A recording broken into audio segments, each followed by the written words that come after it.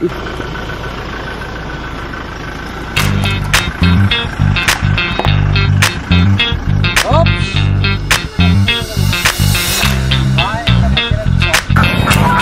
ayan guys, kasama ko yung aking bunsong kapatid, si Vicky. So siya ngayon ang nagpapakain sa aking mga alaga dahil nasa Tugiga raw tayo at madalang, minsan once a week lang tayo nakabisita. So ito yung masipag ko daw, pero hindi naman gwapong kapatid. Ayan, papakain siya ng mga manok at actually ito multi-commodities na. May manok, may pabo, may ganso, meron yung mga peking duck at may baboy. So yan guys, medyo mabigat lang sa bulsa, pero pag nangitlog na ito at nanatisa na, doon naman tayo may revenue.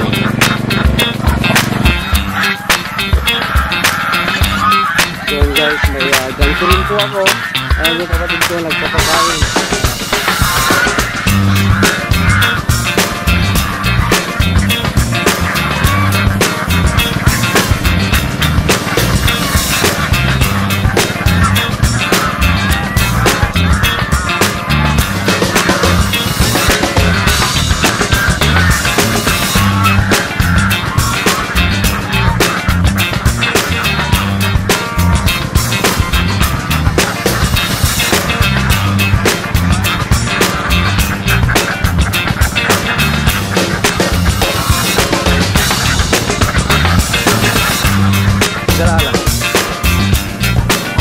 So ayan, mag-harvest na po tayo ng mga itlog ng ating mga peking duck.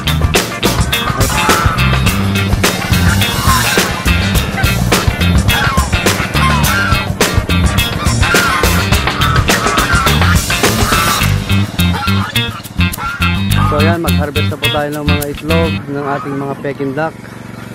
Nakarating na tayo dito sa bahay at ito, dinidisinfect na ng aking kapatid yung ating itlog ng peking duck. Basically, ang gamit naming disinfectant ay 1 cup of Zonrox or chlorine na imimix ito sa 1 litrong tubig at yun yung ginagamit na pamunas. At ito naman ay effective na pag-control ng mga microorganism na mag-infect sa ating mga itlog na nagkukos ng pagkabugok at yung pagputok na sobrang baho sa loob ng ating incubator.